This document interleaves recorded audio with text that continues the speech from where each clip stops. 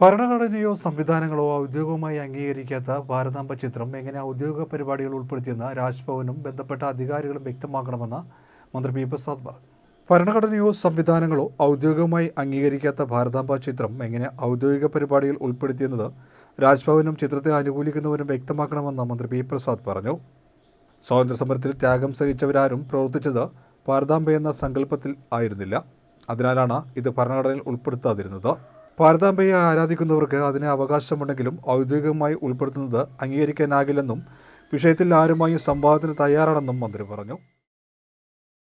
നമ്മൾ ഔദ്യോഗികമായ പരിപാടികൾക്കകത്ത് ഏത് കാര്യവും നമുക്ക് പ്രദർശിപ്പിക്കാം, പക്ഷേ അത് ഔദ്യോഗികമായി അംഗീകരിക്കപ്പെട്ടതാവണം. ഇന്ത്യൻ ഭരണഘടന ഇന്ത്യയുടെ ഭാരതമാതാവ് ഇന്നതാണ് എന്ന് പറയുന്നുണ്ട്. ഇന്ത്യ ഗവൺമെൻറ് അംഗീകരിച്ച ഒരു ഭാരതമാതാവിൻ്റെ ചിത്രമുണ്ട്. ഇന്ത്യക്കൊരു ദേശീയ പതാകയുണ്ട്, ഇന്ത്യക്കൊരു ദേശീയ ഗാനമുണ്ട്, ഇന്ത്യക്കൊരു ഭരണഘടനയുണ്ട്.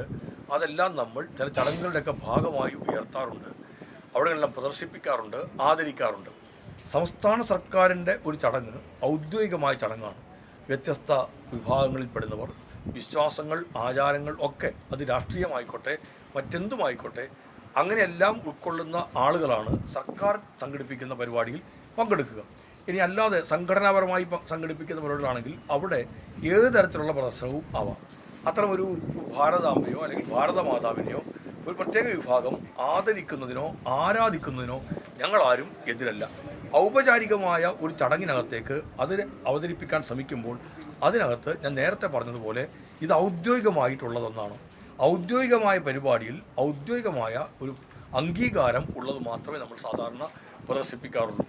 അതിന് ആ ചോദ്യത്തിന് ഇതുവരെയും മറുപടി പറയാൻ ആരും തയ്യാറാവുന്നില്ല.